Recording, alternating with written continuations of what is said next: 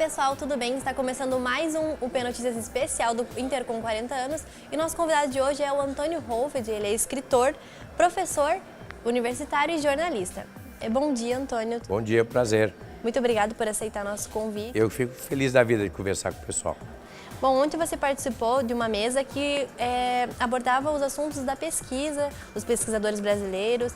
E eu gostaria de saber se você acha que existe alguma dificuldade para os pesquisadores brasileiros publicarem as coisas aqui no Brasil. Olha, o problema, na verdade, é antes da publicação. As dificuldades estão ficando maiores para você ter acesso às fontes. Por exemplo, quando eu fiz a minha pesquisa de doutorado, eu trabalhei com um acervo disponível num museu público. Eu consegui uma licença especial para poder levar o material para casa, que era um material muito grande, e era um material de jornais do século XIX. A gente tinha que ter muito cuidado na manipulação disso. E eu tinha montado em casa uma espécie de um escritório para trabalhar com esse material, que eu tinha que digitalizar, essas coisas assim. Mas eu consegui a licença, eu levei o material, devolvi e fiz a minha pesquisa. Agora, semana passada, por exemplo, uma aluna minha de TCC precisava pesquisar no jornal Zero Hora, material relativamente recente, dos anos 80, e além de ter que pagar, e caro, ela não tinha acesso ao jornal.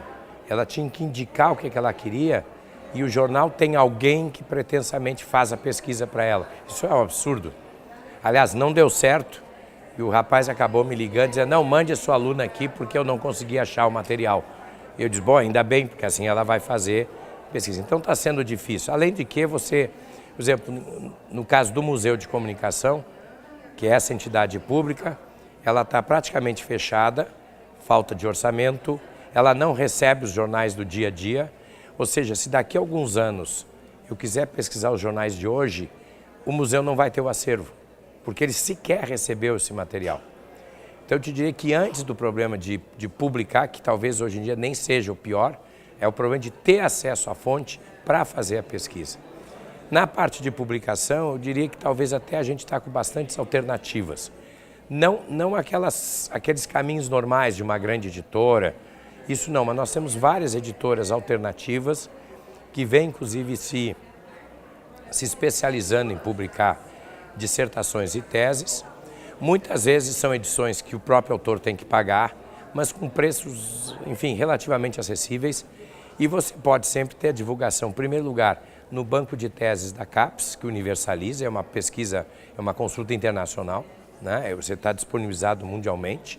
Ou você pode botar no teu próprio espaço, na tua rede de Face, ou num espaço pessoal teu que tu cria, né, dentro da internet. Então, hoje, com a digitalização e com a internet, ficou bem mais fácil nesse sentido. E você acredita que há uma diferença entre os pesquisadores ou os cientistas brasileiros e estrangeiros? Você acha que tem alguma priorização ou que os brasileiros estão conseguindo um lugar bom?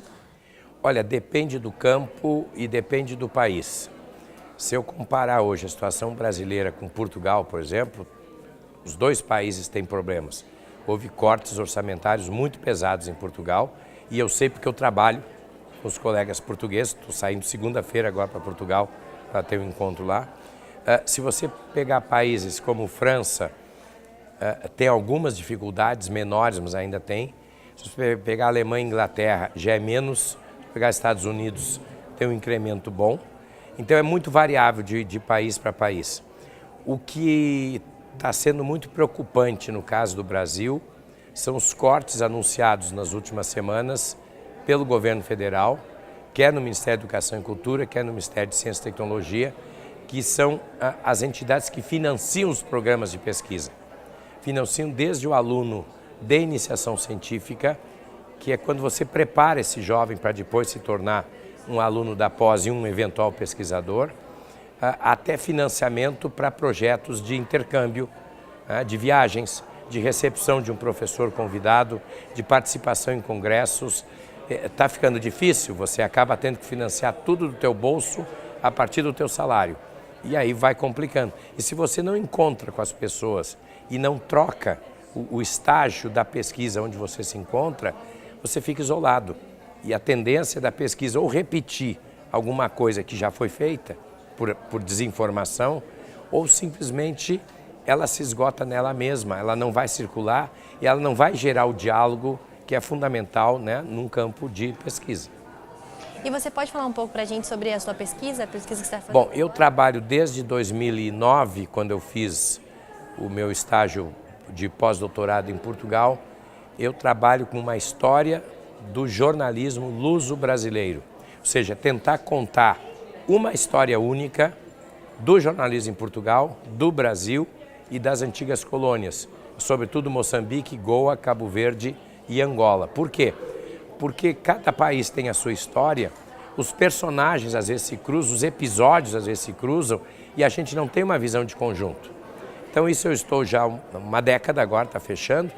Nós já publicamos livros em nível internacional com esse resultado, com colegas de Portugal, colegas de Moçambique, colegas do Cabo Verde, com quem a gente dialoga e participa desse trabalho de pesquisa. E agora, a semana que vem, eu estou indo para um congresso em Portugal, onde vai estar também, estão colegas da Espanha e colegas hispano-americanos, que eu já fiz algumas pesquisas iniciais. O ano passado, inclusive, desenvolvi um curso na Universidade de Vigo, na Espanha, para contar essa história agora, incluindo a Espanha e incluindo as colônias hispano-americanas da América. A tese que eu levanto é essa: você pode contar uma mesma história.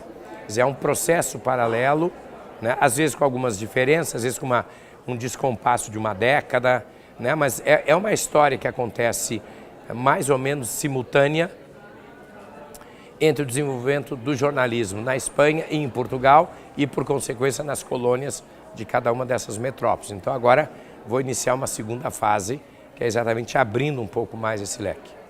Que legal. Então tá bom, era isso mesmo. Muito obrigada pela sua participação.